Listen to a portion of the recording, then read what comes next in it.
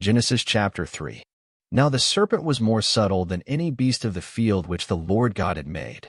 And he said unto the woman, Yea, hath God said, Ye shall not eat of every tree of the garden? And the woman said unto the serpent, We may eat of the fruit of the trees of the garden.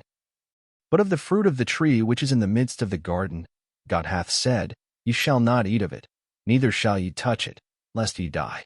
And the serpent said unto the woman, Ye shall not surely die.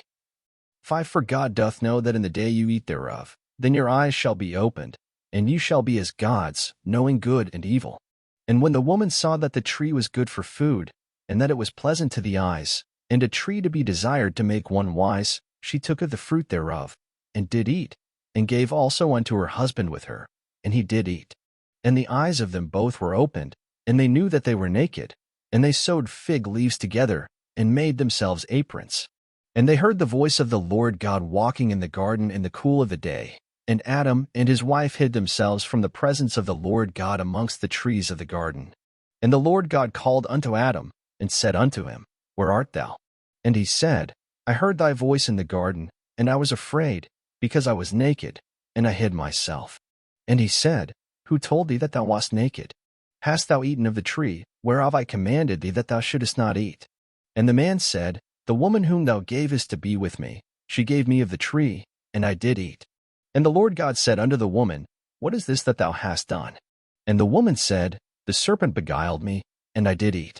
And the Lord God said unto the serpent, Because thou hast done this, thou art cursed above all cattle, and above every beast of the field. Upon thy belly shalt thou go, and dust shalt thou eat all the days of thy life. And I will put enmity between thee and the woman, and between thy seed and her seed. It shall bruise thy head, and thou shalt bruise his heel.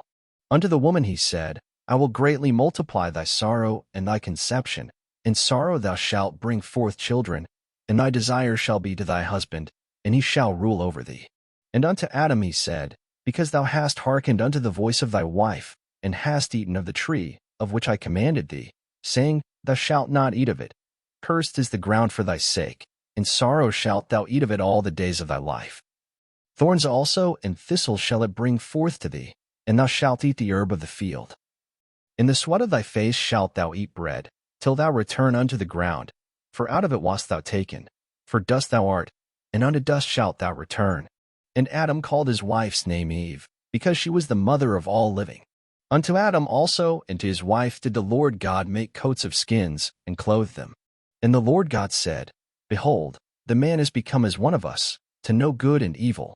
And now, lest he put forth his hand, and take also of the tree of life, and eat, and live forever. Therefore the Lord God sent him forth from the Garden of Eden, to till the ground from whence he was taken. So he drove out the man, and he placed at the east of the Garden of Eden cherubims, and a flaming sword which turned every way, to keep the way of the tree of life.